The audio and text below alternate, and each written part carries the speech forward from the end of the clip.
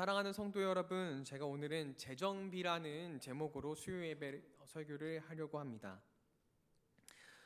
작년 이맘때쯤에 학교 기숙사에서 집에 가려고 하는데 차에 시동이 켜지지 않았던 적이 있습니다.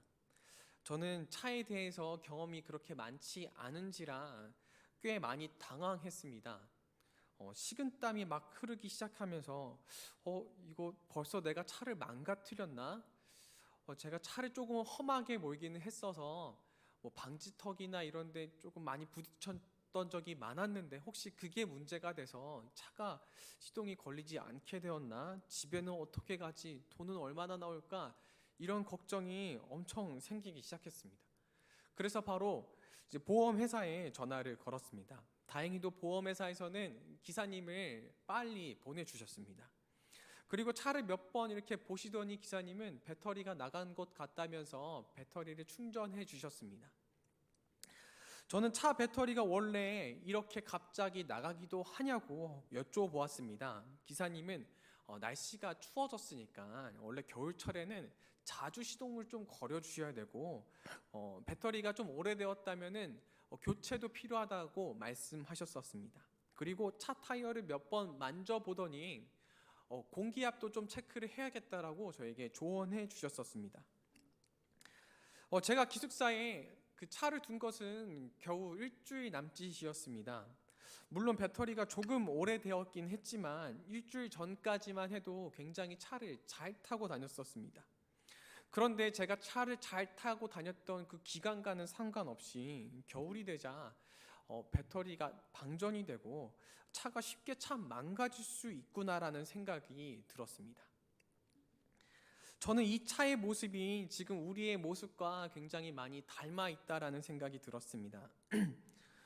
우리는 그동안 참 오랫동안 신앙생활을 해왔습니다. 오늘 영상으로 설교를 들으시는 분들은 짧게는 몇 달에서 길게는 몇십 년 동안 신앙생활을 해오셨을 것입니다.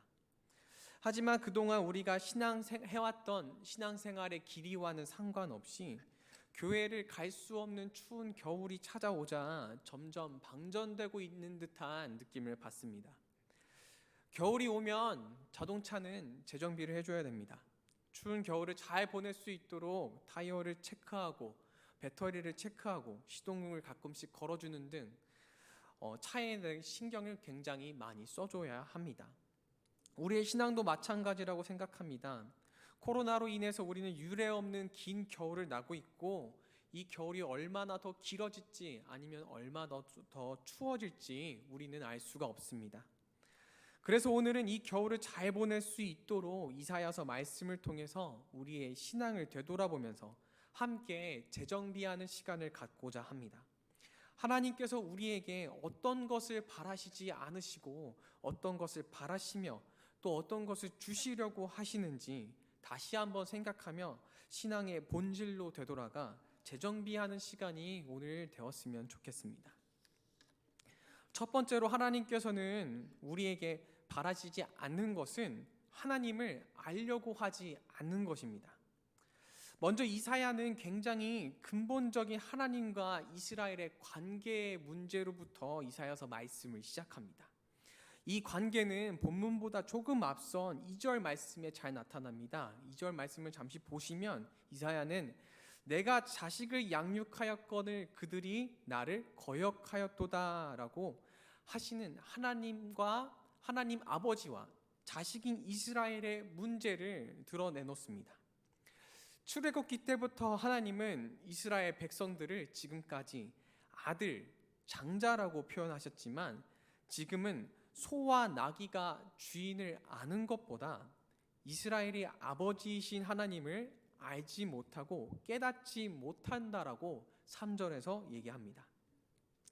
여기서 안다는 것과 깨닫는다는 것은 머리로 아는 것을 뛰어넘어서 인격적인 관계를 포함하는 경험적인 지식을 말합니다. 그리고 깨닫는다는 것은 핵심을 뚫어보아 분명히 이해한다는 것을 뜻합니다. 다시 말하면 하나님을 알고 깨닫는다는 것은 하나님을 경험한 이스라엘이라면 하나님이 어떤 분이신지 율법적으로 아는 것이 아니라 인격적인 경험을 통해서 그가 무엇을 사랑하시고 무엇을 싫어하시는지 분명하게 알아야 한다는 것입니다. 그러나 아쉽게도 이스라엘은 하나님을 알고 깨닫지 못했습니다. 4절에서 성경은 이스라엘이 하나님을 버리고 멀리하고 물러갔도다라고 얘기하면서 그들의 신분이 더 이상 마치 하나님의 백성이 아닌 것처럼 얘기합니다. 이제 하나님은 9절까지 하나님을 알지 못한 이스라엘 백성들의 모습이 얼마나 황폐되어 있는지를 이어서 말씀하십니다. 머리부터 발바닥까지 상하고 터졌고 원두막과 성읍처럼 언제 적들이 쳐들어올지 모르는 긴장 상태에 놓여 있는 것이 지금 현 이스라엘의 모습이라고 하나님께서 말씀하십니다. 이스라엘은 하나님께서 택하신 백성이었고 거룩한 나라가 될 이스라엘이었습니다. 그 어떤 나라보다 하나님은 자신을 이스라엘에게 가르치셨으며 자식처럼 돌보고 이끄셨습니다. 하지만 죄로 인해서 소돔과 고모라의 백성과 같이 하나님을 전혀 알지 못하는 백성이 되어버리고 말았습니다. 그나마도 하나님의 긍휼하심이 없었더라면 이사야는 이 모두가 멸망했을 거라고 9절에서 얘기합니다.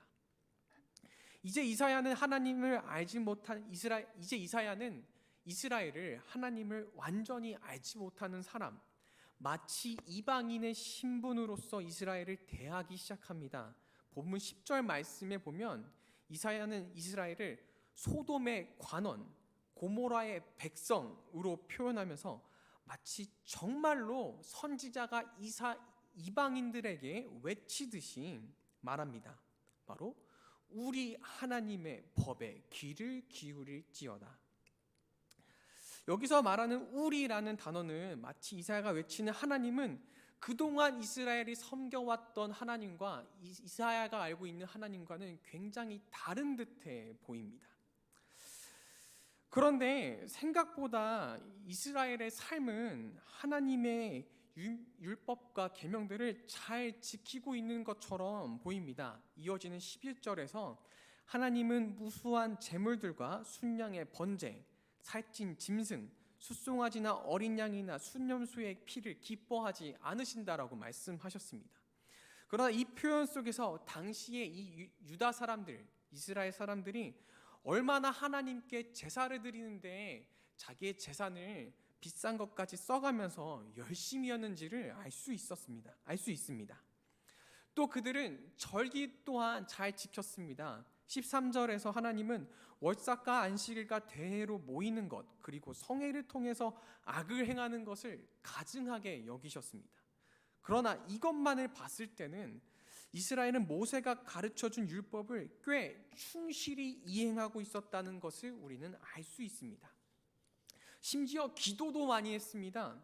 15절 말씀에 보면 하나님은 이스라엘이 손을 펴고 많이 기도할지라도 듣지 않으신다라고 말씀하셨습니다. 그만큼 이스라엘이 많이 기도했다는 사실을 알 수 있습니다. 만약 우리가 이스라엘에 대한 이 하나님의 해석만을 제하고 이스라엘을 바라본다면 예배와 절기와 기도를 충실하게 드리는 이스라엘의 모습은 정말로 아무 문제가 없는 하나님을 아주 잘 섬기는 백성의 모습처럼 보입니다. 아니, 그 어떤 나라들보다 하나님을 잘 알고 깨달은 사람들처럼 보입니다. 그렇다면 그들의 근본적인 문제는 무엇이었을까요? 왜 하나님은 이렇게 잘 아는 것만 같은 이스라엘 백성들에게 하나님을 잘 알지 못한다라고 말씀하실까요? 저는 12절의 말씀이 자식인 이스라엘을 향한 하나님의 마음을 잘 표현한다라고 생각합니다. 12절 말씀을 눈으로 함께 읽어보도록 하겠습니다. 너희가 내 앞에 보이러 오니 이것을 누가 너희에게 요구하였느냐? 내 마당만 밟을 뿐이니라. 여기서 내 앞에 보이러라는 말은 내 얼굴을 보러라는 뜻으로 해석이 될 수 있습니다. 즉 하나님께서 제정해 주신 예배와 제사와 성전에서의 기도는 모두 하나님의 얼굴을 보기 위한 아름다운 도구였습니다. 그러나 그들은 하나님의 집에서 하나님을 뵈러 온 것이 아니라 예배에 단지 몸만 참석하거나 제물만 드려 형벌을 피해감을 원하거나 사람들에게 보이는 것만을 걱정할 뿐이었습니다.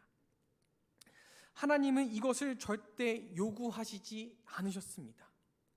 즉, 이스라엘의 예배 속에는 죄악이 섞여 있었습니다.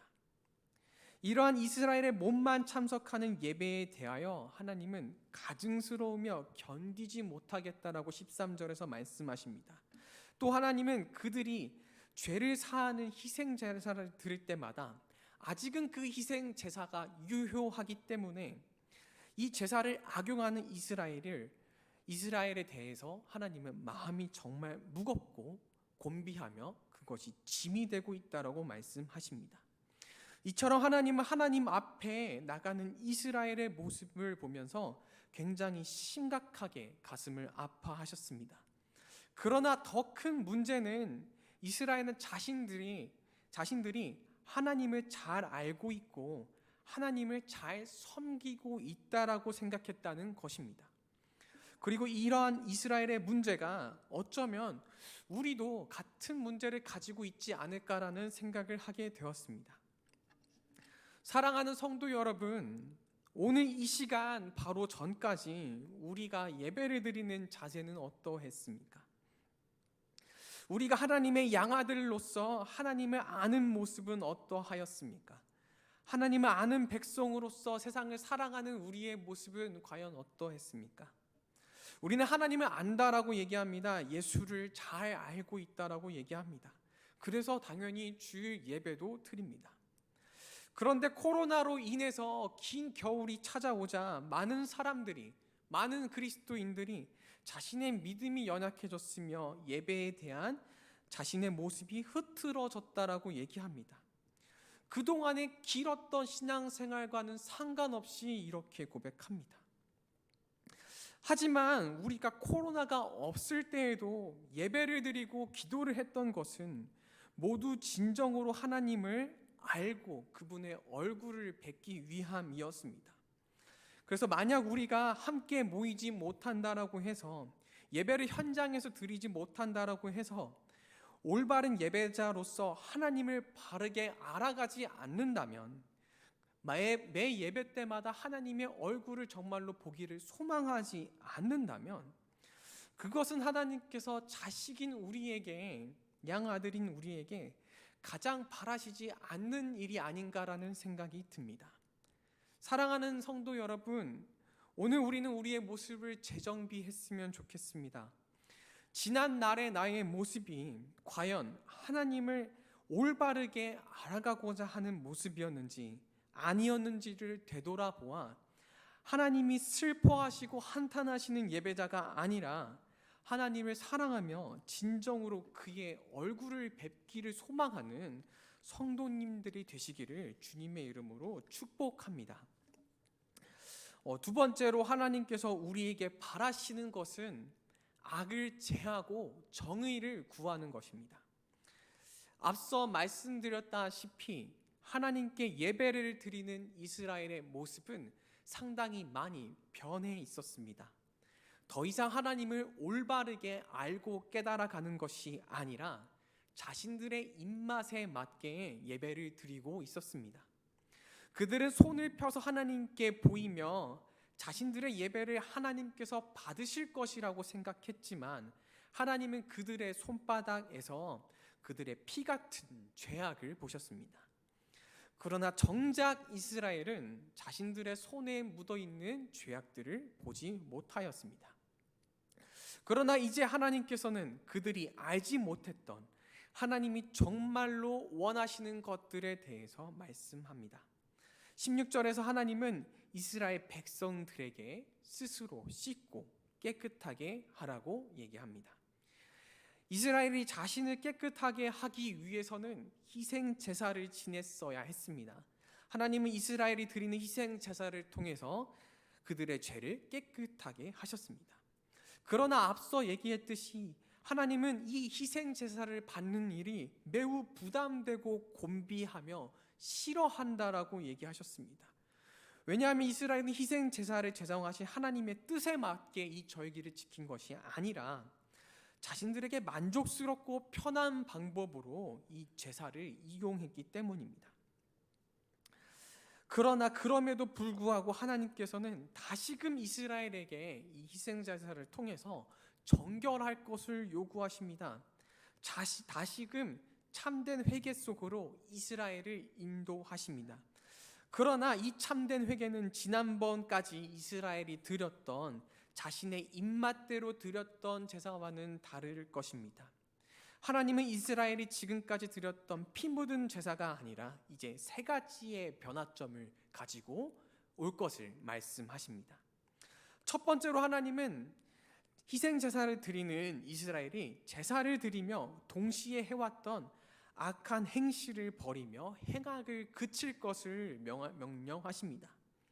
지금까지 이스라엘은 자신의 행실을 하나님께서 보시지 않는다라고 생각했었습니다. 그래서 아무렇지도 않게 제사를 드리면서 동시에 약하고 죄 없는 자들을 억압하고 멸시하며 피 묻은 손으로 제사를 드릴 수 있었습니다. 그러나 이제 하나님은 너희의 행실이 모두 하나님의 목전 앞에 있다라고 확실히 명시하십니다. 자신들이 지었던 모든 내적인 죄악들과 외적인 행실들을 그치고 하나님 앞에 나아오라고 하십니다.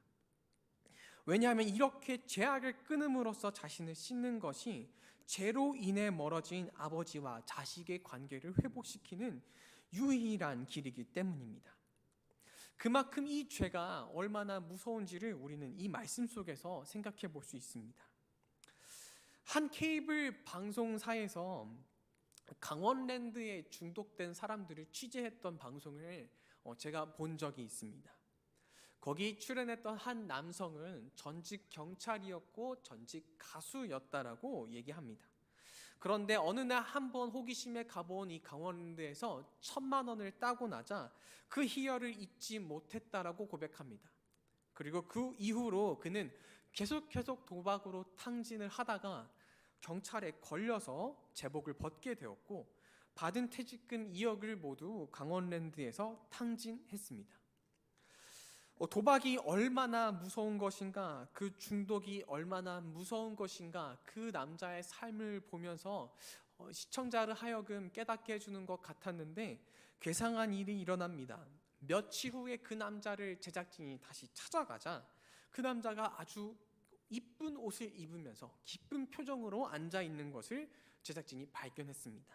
그리고 그 남자에게 물었습니다.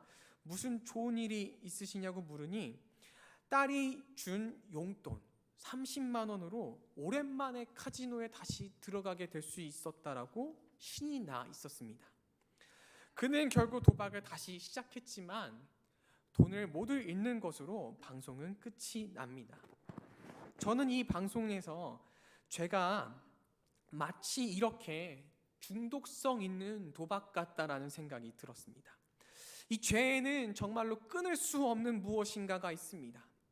단순한 습관을 넘어서 스스로 하나님 앞에 서 있는 자신이 아니라 내가 하나님 앞에 서 있지 않다, 하나님을 잊게 만들고 그것도 괜찮다라고, 스스로 괜찮다라고 생각하게 만듭니다. 그리고 심지어 이 반복되는 죄를 끊으려고 할 때에는 심지어 수만 가지 이 죄를 왜 끊지 못하는 이유에 대해서도 생각하게 됩니다. 이제 17절에서 하나님은 선행을 배우라는 말씀을 통해서 죄에 중독되어 있던 이스라엘의 모습을 조금 더 드러내십니다. 마치 죄악을 짓고 행하는 이스라엘의 모습이 행악을 하는 이스라엘의 모습을 끊어내고 새롭게 선행을 배우며 이 모든 중독으로부터 벗어나라고 하나님께서는 선한 행실을 요구하십니다. 이것이 바로 이스라엘에게 하나님께서 요구하시는 두 번째 요구입니다. 그런데 이 선한 행실에 대해서 잠시 한번 생각해 보아야 될 것 같습니다. 저는 이 질문이 선한 것이 과연 무엇인가, 선한 행실은 과연 무엇인가 라는 질문이 생각보다 복잡한 문제라고 생각합니다. 어떤 우리의 행동이 선한 행동이 되고 악한 행동이 될지는 우리가 세운 기준에 따라서 변하게 됩니다. 예를 들어 가난한 가족을 위해 돈을 벌기 위해서 어떤 결함이 있는 물건을 팔아야 하는 사람이 있습니다. 약간의 양심은 걸리지만 이 물건을 팔려면 최대한 그 결함을 감추고 속여서 팔아야 합니다. 이때 이 물건을 파는 것은 기준이 만약에 가족이라면 선행이 될 수 있고, 기준이 만약 양심이라면 악행이 되고 말 것입니다. 이처럼 현대인의 삶 속에서는 너무나 이 죄의 문제에 관해서는 복잡한 일들이 많이 있습니다. 회사원으로서의 삶, 자영업자로서의 삶, 그리고 사업을 이끄는 자로서의 삶 속에는 죄라고 생각하는 것과 죄라고 생각하지 않는 것, 또 죄라고 생각하기에는 굉장히 미묘한 일들이 많아서 선행과 악행 사이에 그 선을 오갈 때가 굉장히 많이 있습니다. 그래서 때로는 그 기준이 자신이 되어서 그래, 이 정도는 하나님께서 이해하실 거야, 이 정도는 하나님께서 봐주시지 않으실까라고 하며 죄를 짓곤 합니다. 그리고 때론 이것이 습관이 되고 정착이 되었을 때는 자신에 대한 죄의 기준은 더욱더 관대해져서 죄를 끊어내지 못하고 후에는 조금도 죄책감 없이 큰 죄를 짓기 시작합니다. 저는 우리 성도님들이 단순한 살인이나 간음 같은 명확한 죄들이 아니라 이러한 미묘한 죄들 사이에서 선행을 택하시기를 간절하게 바랍니다. 그렇다면 무엇을 기준 삼아 선행을 해야 할까요? 17절의 말씀에서 하나님은 이스라엘에게 세 번째로 구해야 될 것을 얘기하십니다. 그것은 바로 하나님께 정직을 구하는 것입니다. 여기서 정직의 뜻은 판단하다, 결정에 이르다, 무엇이 옳은지를 권위 있게 결정하다라는 뜻입니다. 그러므로 선행을 하기 위해서는 정직을 구하는 일, 곧 하나님의 뜻을 날마다 구해야 한다는 것입니다. 하나님은 이제 죄를 그치고 선행을 배우며 정의를 구하는 일에 대해서 한 가지 말씀하십니다. 그것은 고아와 가부를 신원하며 그들을 변호하는 것, 약자를 돕는 것입니다. 사랑하는 성도 여러분, 만약 우리가 아직 자신을 기준 삼아 짓고 있는 죄악들이 있다면 멈추시고 하나님을 바라보시기를 간절하게 바랍니다. 왜냐하면 우리의 행위는 항상 하나님의 목전 앞에 있기 때문입니다. 그래서 늘 선행을 하되 정의를 구하며 하며 비록 아무런 대가를 기대할 수 없을지라도 약한 자들을 위해서 하나님의 정의를 날마다 실천하려고 노력하시며 죄악을 담대하게 끊어나가시는 우리 성도님들 되시길 주님의 이름으로 축복합니다. 세 번째로는 하나님께서는 사랑으로서 우리의 죄를 사해 주시기를 원하십니다. 이사야서 1장 2절 말씀에 보면 이사야는 하늘이여 들으라, 땅이여 귀를 기울이라 하면서 하고 10절에서는 소돔의 관원들과 백성들에게 여호와의 법을 들으라 하면서 마치 이스라엘이 하나님과 함께 법정에 선 것과 같은 분위기를 내는 것을 확인할 수 있습니다.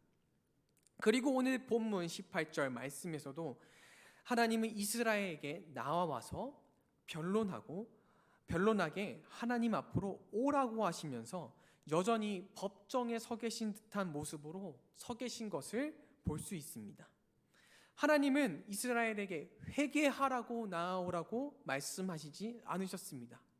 변론하라고 나아오라고 하십니다. 제가 만약 이스라엘 백성이라면 아마 이렇게 말했을지도 모르겠습니다. 하나님, 우리는 율법대로 했습니다. 우리는 하나님께서 제정하신 모든 절기와 율례들을 잘 지켰습니다. 좋은 음식과 최고로 좋은 짐승을 잡아서 당신께 드렸습니다. 그러나 여기서 우리 사람인 우리가 기대할 수 있는 것은 심판밖에 없을 것 같습니다. 왜냐하면 이 자리는 법정의 자리이며 사람은 결코 변론으로 하나님을 이길 수 없기 때문입니다. 게다가 이 이스라엘 백성들은 하나님께서 정말로 원하셨던 인애와 사랑을 실천하는 것과는 굉장히 뜻이 먼 삶을 살았기 때문입니다. 그러나 하나님은 이 이스라엘의 변론 앞에서 갑작스러운 제안을 하나 하십니다. 그것은 너희의 죄가 주홍 같을지라도 눈과 같이 희어질 것이요 지동같이 붉을지라도 양털같이 희게 되리라는 것입니다. 이것이 하나님께서 이스라엘 백성들에게 나아오라고 하는 분명한 이유였습니다. 하나님은 단순히 이스라엘의 변론만을 듣기 위해서가 아니라 그들이 변론을 가지고 나아올지라도 우선 하나님 앞에 나아오는 것 자체를 원하셨습니다. 하나님은 이들의 변론을 듣고 비난하지도 않으십니다. 오히려 죄악을 그치고 선한 일을 하게 하시며 정의를 구하도록 가르치시며 올바른 길을 걷게 하시고 그들의 죄를 씻을 준비가 되었다라고 말씀하십니다. 이 죄를 씻는 것은 단순히 겉에 있는 죄를 씻는 것이 아니라 눈과 양털이 본성적으로 흰 것인 것처럼 하나님은 우리의 본성을 희게 할 것이라고 말씀하십니다. 이스라엘이 하나님 앞에 나아오기 시작했을 때 죄를 씻는 치료의 역사가 시작되는 것입니다. 오랜 신앙생활을 하다 보면 누구나 한 번쯤은 지독한 신앙의 침체를 겪습니다. 특히 지금처럼 교회를 나갈 수 없고 경제적으로 힘든 상황이 찾아오게 되면 더욱 그러합니다. 그렇게 기도하고 그렇게 예배를 드리고 말씀을 읽고 헌금도 했는데 하나님과의 관계가 더 가까워지는 것이 아니라 그 자리 그대로 더 멀어진 느낌을 받을 때가 있습니다. 저도 그런 적이 있어서 저도 때로는 이 침체 속에서 울분이 설킨 채 기도할 때가 있었습니다. 마음이 정말 답답했기 때문입니다. 예전엔 이보다 하나님을 사랑하는 마음이 가득했던 것 같았습니다. 정말로 첫사랑을 만난 흥분과 기쁨이 왜 예배 때마다 넘쳤고 교회와 말씀을 생각하며 예수 그리스도를 내 마음속에 그릴 때마다 넘쳤었습니다. 그런데 이제는 하나님을 만나러 나오는 이 예배의 자리가 참 형식적이게 되었고 상투적이고 그 자유한 사랑은 찾아볼 수 없는 자리가 되어버렸습니다. 아마 설교를 들으시는 누군가도 영상 예배가 더 이상 하나님과의 인격적인 교제를 얘기하는 것이 아니라 그러한 기쁨의 자리가 되어지는 것이 아니라 주일에 교회를 나가지 않고 틀어놓기만 하고 듣기만 하는 무미건조한 숙제 같은 개념이 되지 않았을까라는 생각이 듭니다. 누군가가 이러한 예배 속에서 참으로 기쁨을 느낄 수 없는 침체를 빠져 있을 때 저에게 이렇게 얘기했던 적이 있습니다. 그렇게 계속 신앙생활을 유지하는 것이 바로 어른의 신앙생활이다. 저는 그 말에 참 동의를 하기가 힘듭니다. 왜냐하면 성경의 어느 부분도 이러한 신앙생활이 바른 신앙생활이라고 얘기하고 있지 않기 때문입니다. 어쩌면 우리는 이러한 침체 속에서 이렇게 얘기할 수도 있을 것 같습니다. 이 모든 것은 다 하나님 때문입니다. 나는 정말로 하나님께서 제정하신 모든 것들을 다 잘 지켜고 행했습니다. 그런데 제 마음이 움직이지 않는 것은 하나님 당신이 내게 은혜를 주지 않기 때문입니다라고 변론할 수 있을 것 같습니다. 그러나 하나님께서는 이러한 침체 상태에서조차 우리가 이러한 변론을 들고 나오는 것을 원하십니다. 사랑이 전혀 없는 예배와 절기를 계속해서 지켜왔던 이스라엘이 하나님 앞에 어떠한 얘기라도 들고 나오기를 원하셨던 것처럼 하나님은 우리의 사랑이 사라진 예배의 그 모습 그대로 다시 들고 나오기를 바라십니다. 그리고 하나님은 이제 이 치료의 사역 앞에서 이스라엘 백성들에게 두 가지 길이 놓여 있다라고 말씀하십니다. 첫 번째 길은 즐겨 순종하는 것입니다. 앞서 하나님께서는 스스로 깨끗이 씻어 행악을 그치라고 하셨습니다. 그리고 하나님 앞에 나아오라고 하셨습니다. 죄악을 그치고 하나님 앞에 나아오는 것을 즐겨 순종할 때 하나님은 이 백성에게 땅의 아름다운 소산을 먹게 될 것이라고 19절에서 말씀하십니다. 하지만 만일 하나님의 말씀을 듣지 않고 하나님을 거절하고 배반하게 되면 20절에서 하나님은 이스라엘이 칼에 삼켜지리라라고 말씀하십니다. 우리가 이러한 하나님의 순종에 동의하고 즐긴다는 것은 이제부터 우리가 이 선하신 하나님의 손에 우리의 삶을 맡기고 그분의 다스림을 받겠다라는 의미입니다. 그러나 우리가 이 하나님의 통치를 받는 것이 아니라 고집을 계속 부려서 거절한다면 우리는 죽을 수밖에 없습니다. 우리는 계속해서 이 침체된 상태로 얼마든지 오랫동안 살아갈 수 있습니다. 주일에 예배는 드리지만 사랑이 없는 채로, 예수를 믿는다라고 말하지만 세상에서는 정말 사랑 없는 사람으로서 얼마든지 계속해서 살아갈 수 있습니다. 그러나 하나님께서는 내가 너희의 죄를 눈보다 희게 하리라고 말씀하시며 그 회복을 약속하시면서 우리에게 나아올 것을 말씀하십니다. 그리고 이 약속은 하나님께서 우리에게 가르치고자 하시는 하나님의 사랑이고 이제 돌아온 이 백성들에게 주고자 하는 것이며 이 백성에게서 즐겨 받고자 하시는 것입니다. 사랑하는 성도 여러분, 침체된 상태에 놓여 있다면 코로나로 인해서 영상 예배를 인해서 모이지 못하는 여러 변론거리들로 인해서 침체된 상태에 있더라면 다시 하나님께 그 모습 그대로 안고 돌아와 우리의 죄를 눈과 같이 희게 하고자 하시는 하나님의 그 사랑의 통치 아래에 거하시기를 부탁드립니다.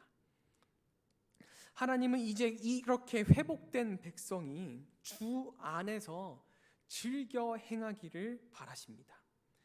여호와께서는 즐거워하는 기쁨을 하나님께로 다시 돌아올 때 분명 다시 회복시켜 주실 것입니다. 코로나로 지치고 힘들더라도 하나님 앞에 나아와 그 사랑의 용서를 체험하고 더욱 하나님과 가까워지시는 성도님들 되시길 주님의 이름으로 축복합니다. 말씀을 정리하도록 하겠습니다. 오늘은 신앙의 겨울을 맞아 우리가 재정비해야 될 모습에 대해서 살펴보았습니다. 첫째로 예배당에 나와서 마당만 보는 삶이 아니라 정말로 하나님의 얼굴을 찾고 하나님을 알아가길 원하고 깨닫길 원하시는 성도님들이 되시기를 다시 한번 힘쓰시기를 바랍니다.